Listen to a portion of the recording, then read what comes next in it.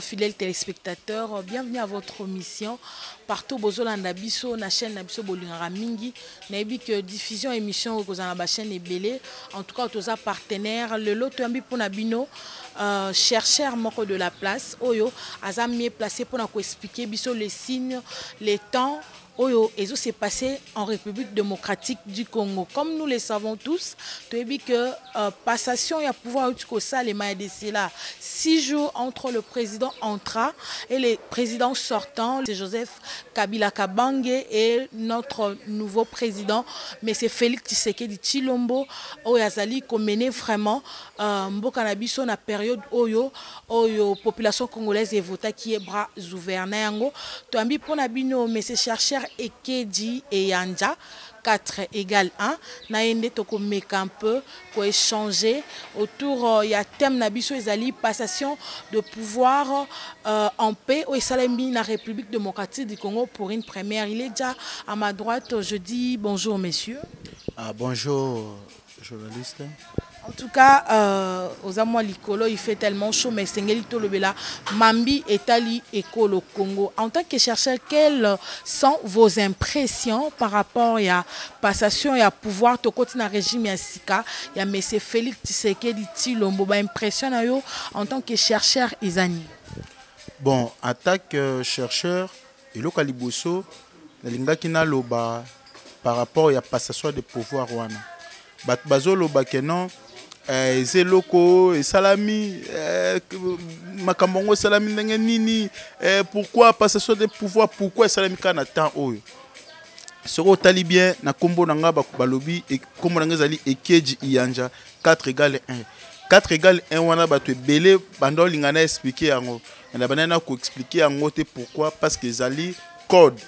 Donc 4 égale 1 ezali code na biso ba africain parce que so talibien na Bible au mona ezalakaka Jésus pourquoi botamaki na 6e mois pourquoi akufaki après akufi après sekui après 3 jours pourquoi il faut banda ministère de kana 30 ans et puis à ça là 3 ans au mona ke ba chiffre na ba nombre na spiritualité à peuple ils ont un impact makasi au moni. Alors 4 peuples na biso ba africain ils appellent significatif mais biso ba africain to c'est la mingi 4 na 1 et ba juif c'est la mingi 3 6 et ba peuple monsieur pe bazala ba nombre na bango na ba chiffre na bango.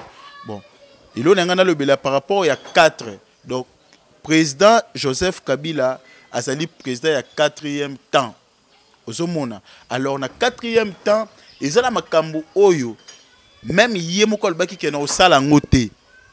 Donc, ta elinga qui imposé kak asalango.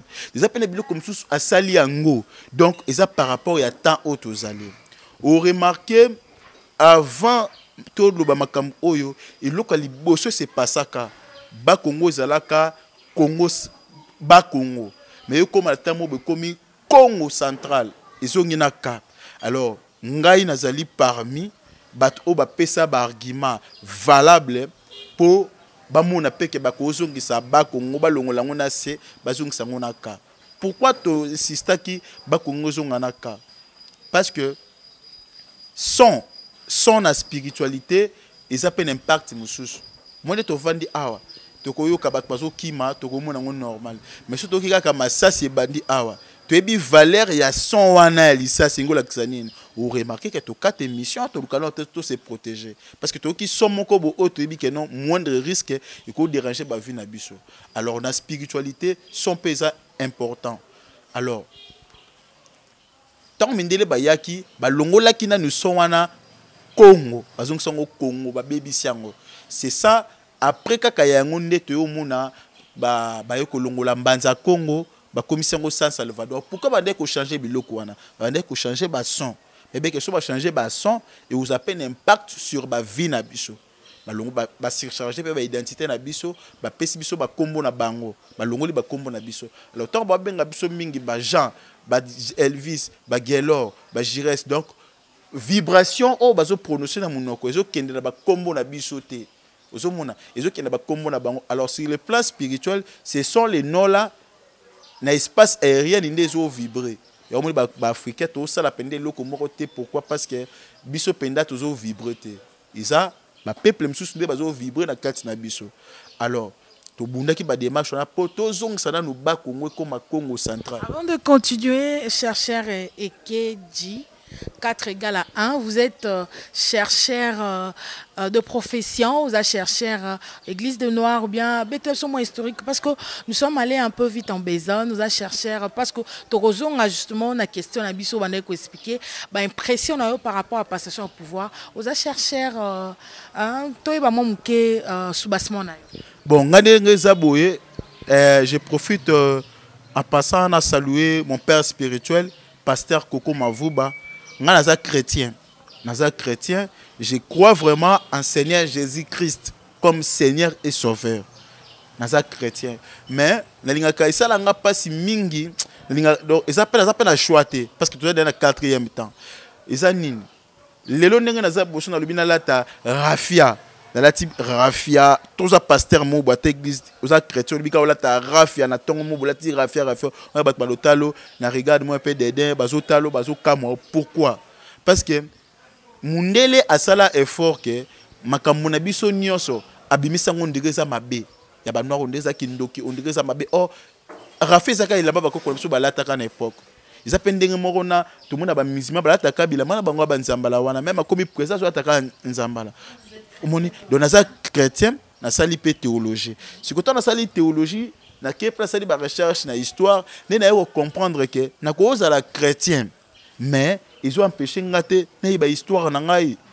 Ils ont empêché ngate na beta pe na yeba histoire na expliquer ngo pe bato. Mais ce que bato bazara que non, ce que bandi ko expliquer mutu histoire, omeli ba ko na biso ba utaka boye. Mbalama ba sanctionner, ba zio mamo ba boaki en église des noirs. Mon dit passe au salanga zalara yangoana, mais ils appellent devoir on samba pesinga na ko lembango te donc il faut expliquer bato mais et que Djanja azali chrétien azo croire na Seigneur Jésus-Christ comme Seigneur et Sauveur, mais asali ba recherche na histoire ndesko apport wana alingisko apesango na mboka na biso. En tout cas, chercheur chrétien, en tout cas, façade basale, ils ont l'acception d'inspirer trop, on dirait, chef de l'État sortant, on dirait, voilà, on peut continuer maintenant qu'on expliciter par rapport à l'impression. Voilà, et par rapport à changement de son. Alors, tant que l'ité pas zongi si bas Congo naka, et zongi Congo central, déjà c'est le plan spirituel. To zonga qui déjà à l'époque, il y a 1482. Oh l'homme noir abandé kozala ensemble na l'homme noir. Oh l'homme noir abanda ki pe so amoni ke non akoli asalita na ye net ba chef basala ki allégué pe pouvoir et pas à mwana. Tozonga ki déjà na temps wana. Moni na temps ya Congo donc Congo ngakolakisa makuku matatu malambwe Congo. Donc les 3 pierres qui soutiennent la marmite, la science, la politique et la religion. Biloko nyonso mbisa toana eza inséparable na vie à peuple. Couleur jaune, couleur bleue, na couleur rouge. Il y a la science, la politique et la religion. Alors, tant aux ici, Congo et comme Congo central, pour on a déjà spirituellement, tout ça qui est déjà restauré. Donc, le président Joseph Kabila, Yende Azali, président Oyo, a une indépendance politique. Pour le monde, il y a une indépendance physique. Mais il fallait que tu aies une indépendance politique. Après l'indépendance politique, il y a une indépendance spirituelle. Donc, 4e président, et le Oya Sali est lié à Tanaye.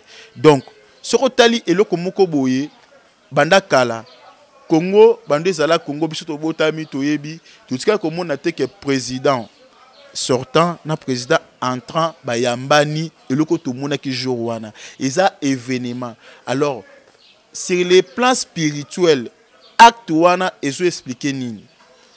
Il s'est fut un temps oyo biso tozaki pe na histoire na biso. Biso tozalaki pe na makambo na biso tozalaki na politique na biso. Mais comme ki na tamo boton mindele bayaki babomaki bakoko na biso. Babomi le plus âgé, batikika ba jeune. Siko to comme la difficulté yako yebelo koni photo sala. Parce que bato ba ki sensé ko beta histoire mindele babomaki bango omoni donc eloko wana to yaki mwata mulaye mais tangu to komi na 4e temps oyo signe o Kabila asali oyo ezali signe moko divinatoire sur le plan spirituel elingi koloba nini na minute oyo to restaurer siko, il faut to restaurer siko histoire na biso. Donc ngelo bakeno to comme na référence. Or les bosso tozaki na référence te. Ezaki so chef de l'état oyende tingabo la comme le président de la république na zo batena banda wapi na simba wapi. Donc mindele kande mutu bazana connaissance ya pays na biso nde babanda siko koyebisa yo. Ya omona mutu asali pouvoir asali na bokonzi mais azo yeba te le connaissance ba mona ka bat ba souffrir mais yemoko charge wana azo yeba ngote.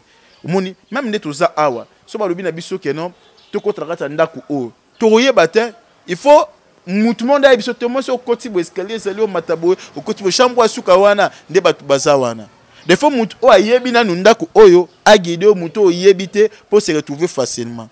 Donc eloko biso ko tozanga yango wana. Mais na moment oyo tozu siko eloko wana ko Félix nenga za wana aza président de la République mais azas qu'on a facilité ya ko se référer parce que moni problème moko bondeti et pas ancien président que na besoin de kambubu et loko bossé le makande no moni que tozu azana facilité na déjà azana référence moko bo. En tout cas chercheur Ekedji okimo moulayi en tout cas ba inspiration ezebele. Je rappelle à tous nos téléspectateurs, à tous nos internautes que tombi pona bino chercheur Ekedji 4 égale 1 oazo expliquer biso ba phénomène par rapport à recherche ba signe de temps. En tout cas chercheur Ekedji par rapport en parlant na ba 4 couleurs, voilà, rouge, 3 couleurs, rouge, etc., etc. Mais ces derniers à Kinshasa, le peuple Nandé, Babima qui conseille un chef de l'État que balongo la couleur rouge on a drapeau il y a RDC rouge qui signifie les sangs. Étant que chercheur, bah propos wana il y a eu au PC tout à l'heure na bango. Est-ce que ils ont un bouleversement mon côté si aujourd'hui balongo la couleur rouge ou bien question actualité quoi. Voilà bon. Étant que chercheur au moins pour nanga nyonso drapeau na to sela wana il faut ba longo lango penza pour eza emblème national ozomona na betolo na lisolo drapeau wana moni drapeau to sela lelo oyo il y a fond bleu étoile jaune hein et eza drapeau biso mo ba congolais to ponaka te que to na drapeau oyo eza fruit ya conférence de Berlin na 1885 hein il y avait une conférence de Berlin, Maurice Salimaka na Potokuna. Après la conférence géographique africaine, la conférence comité d'études du Congo, mindele tang ba ko sanga na conférence de Berlin ba talibo 14 pays. Ba lobi France, Yozwa Congo Brazza. Au moni kombo na Brazza, ils a kombo un français Savorognan de Brazza. On comprend. Ndé yazwa Congo Brazza. Ba tali siko boy. Intel zwa Gabon, Intel zwa Angleterre, international, na acte général la conférence de Berlin. Tant comme na côté à Congo, babité Congo za la richesse mingi. Mutu mota ko ikozwa yango. Il faut ezala eloko ya biso nyonso parce que mutu kozwa Congo on risque à dominer sur biso. Alors ezala eloko na biso nyonso. Ndesko ba ko sa esko la association. C'est là où AIA et BIMAM, Association internationale africaine. Les temps basali yango ke Congo eza ya mutu moko te mais ba chef ya association wana lokola Léopold II azalaki wana bazuye ba chef association wana mais Congo eza ba pays nyonso. Je rappelle AIA olele comme OIA Union ya ba chef de l'état nyonso to Union africaine quoi. AIA ancien appellation lele comme OIA voilà. AIA Association internationale africaine. Donc yango wana siko fond drapeau ya association wana ndango biso sela telelo. Donc tango to sela drapeau wana pona mindeli o ba otanga histoire babi ke non ou pays wana zaka association na biso. Ya omoni Mobutu tango yaki alongola kina neloko wana. Alors tango musée le père aye, vous comprendre azong si sous drapeau wana. Ozo mo atilo to sela ngo. Normalement, il faut pas to sela drapeau wana. Parce que ça drapeau oh biso moto pona gité même balongo li couleur rouge balongo li couleur boy mais ça drapeau na biso te biso pe photo pona drapeau na biso to que non emblème na biso et cause la drapeau boy to poni mais oh wana ya fond bleu étoile jaune ba ke de ko tanga na histoire ana zolo bango mutu mako contredit ngate ezali drapeau ya association internationale africaine. Au Mindele, basala qui pour na biso et puis ce qu'on tangi acte général la conférence de Berlin donc au Kolela pour au moins que non biso ba Congolais tous absolument le ko sala te ya au moins ba balobaka tozana bon mengo tozana ba richesse même mo Congo to souffrir pour na nini te biso ba richesse na biso kolia na biso makambo na biso ezala bato bazo décider sur yango biso tozana le ko sala te de photo banal ko longola nanu drapeau wana pour ba comprendre nanu que to boyi tozala association na bangu. Donc c'est ça. Mais kolongola fond rouge wana pour l'ex 100. Bon rouge l'ex 100 c'est que bateau. Bala ta subi ba rouge te. Pour rouge l'ex 100. Moi je pense que rouge ça la ngona nini mon côté. Bon ko kota peine explication ko expliquer pourquoi baki ça rouge wana. Wa to kota débat makasi parce que ils a peine malheureux mais na kota na ngona noté parce que il faut pas qu'on se protéger mais na yebi pourquoi baki ça rouge wana.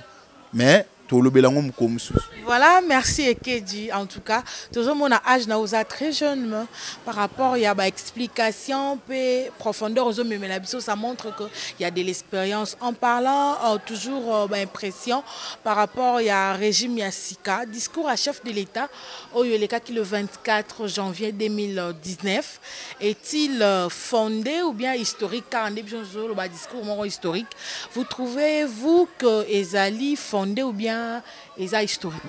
Bon, je vais répondre à la question, mais vous excusez-moi, je vais conclure la question de Liboso que par rapport à la passation des pouvoirs de Salemi Bongo, et le Congolais doit comprendre, ils ont la ministre politiquement, vous comprendre. Donc, il y a 4 égales et donc 4 et Kobota, premier président. Donc, to kotis ko nata o ketozu président o ya biso moko o biso moto organiser makambo ba noir bango ba sali makambo na bango mindele pe ba yete malgré ba tchaki ba desordre de makambo salemi pe esili donc tisiko eleke la bango. Donc to koti na phase o lumba loba qu'il faut se référer nango ya ko banda sikoyo ko se référer na ba histoire na biso ko référer na ba ancêtre na biso to comme une référence to comme une capacité pe ko mona passé na biso. C'est comme Félix azo mona pe que président ou aleka ki yeyo donc yepé a son obligation que 5 ans ou 10 ans il faut na leka po muta leka ki pe ye wana zawana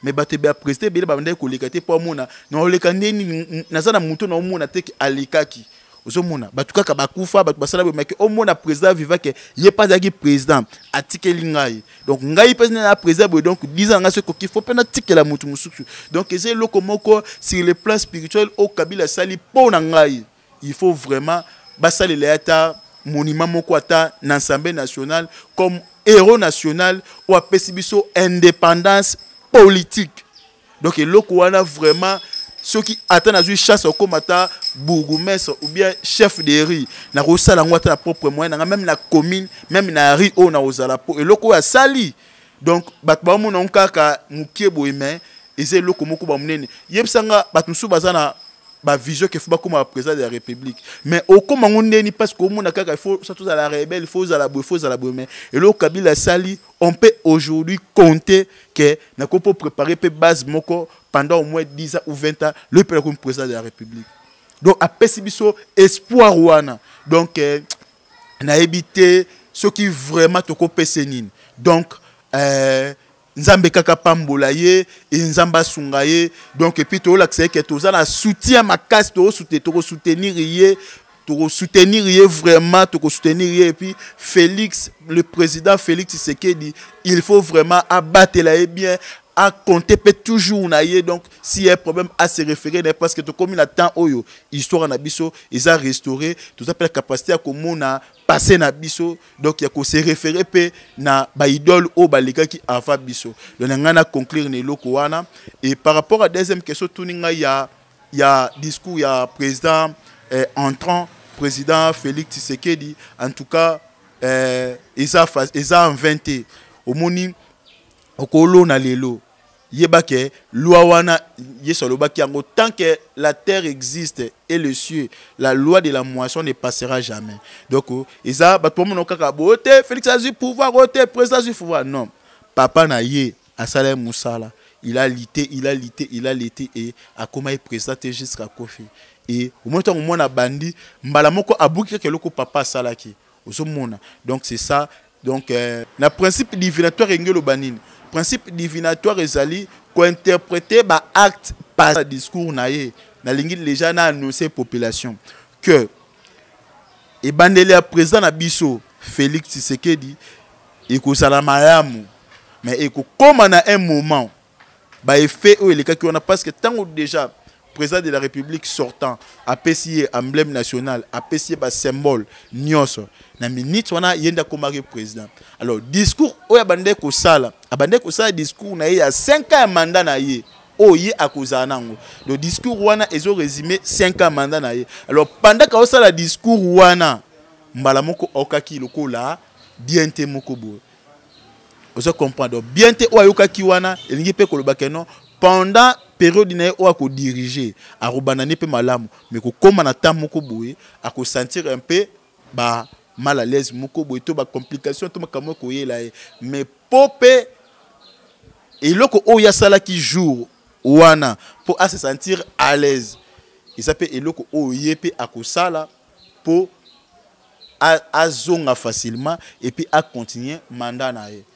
Donc le konenga kina loba yango wana. En conclusion, vous trouvez que discours wana ezala qui fondé donc ils en a fond ya makasi bien ils ont historique ndenge ko éclaircir biso sur le point de vue spirituel ndenge zomona 5 ans voilà est-ce que vous autres trouvez ngo que ça pena na fond ya makasi comme biso no stobane ko zela yango ou bien il y a de petits déficits seulement juste vos impressions par rapport à discours wana? En tout cas, na vandara penza boye, na tie penda écran, na salon de coiffure filmbu bazo tala penda discours wana, tanga lo ba discours wana. Et tant que chercheur, na pande ko mona Congo na makambo mususu. Lande lo romo président lo baki lobi oza serviteur ya peuple. Oyebi mo wana ko bimisa ko na oza la serviteur ya peuple. Ezo lo banine. Jésus-Christ a tuni bato. Alobi celui qui est assis et celui qui sert, qui est le plus grand? Bah, répondez pas, disciple. Oh non, celui qui est assis. Et c'est ici, non.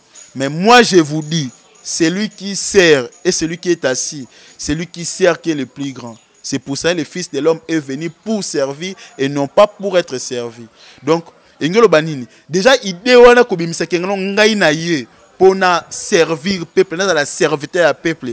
Déjà pour nga ça dit beaucoup. Donc, akondima obi serviteur aza mutu azani donc yende aosala po yo sepela donc ye aondima abeba même elamba aondima même asala boye po yo ozala malamu ozomona donc yesko amiti na place donc ye vina ye a consacrer yango na ko salela nde beso donc ya ko salondere na entre guillemets donc moi na